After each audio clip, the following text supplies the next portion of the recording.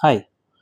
Conduct of an advocate बहुत important एक decision हम लोग के सामने आया है दिल्ली हाई कोर्ट का, जिसमें कि ऑनरेबल जस्टिस स्वर्णा कांता शर्मा ने ये डिसीजन पास किया है 26/5/2025 पे।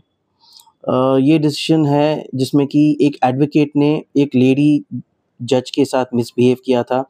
शायद उसका मैटर कॉल आउट हो गया था, अडजर्न हो गया था, या उसको जो है नेक्स्ट तारीख लग गई थी उसके केस में, लेकिन वो थोड़ा ठीक से बिहेव नहीं किया जज के साथ। उसके मिसकंडक्ट कर दिया उसने और धमकी वगैरह दे दिया जज को। तो इस चक्कर में जो है उसका केस रजिस्टर हो गया था 2015 में। अब देखिए ये जज का केस है, लेकिन 2015 में रजिस्टर हुआ, फिर 2019 में जजमेंट में आती है। अब जजमेंट में आती है कि इसको 4 सज़ा दी गई थी। एक सेक्शन 186 लगाया, जिसमें कि उसको ₹500 का फ़ाइन दिया गया था।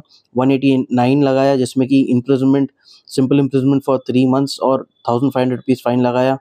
फिर सेक्शन 228 लगाया, जिसमें कि ₹1000 का फ़ाइन, और अगर वो नहीं देता है तो उसको 15 डेज़ का इम्प्रिज़नमेंट डाला गया।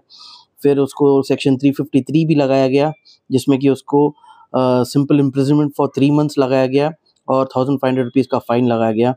फिर लास्टली उसको सेक्शन 509 आईपीसी लगाया, जिसमें कि 18 मंथ्स की सज़ा थी और ₹4000 फ़ाइन दोनों। तो ये सब सज़ा अगर आप देखेंगे तो ऑर्डर ये था कि ये सज़ा कॉन्सिक्वेंटली चलेंगी, ना कि कंकरेंटली। इसका मतलब ये होता है कि सब सज़ा एक बाय एक कैलकुलेट हो गए। टोटल सज़ा हो गई थी 2 साल की सिंपल इम्प्रिज़नमेंट। तो ये सेंटेंस हो गया था लॉयर के ऊपर। फिर वो अपील गया, अपील में भी डिसमिस हो गया। फिर ये अब आता है रिविज़न में।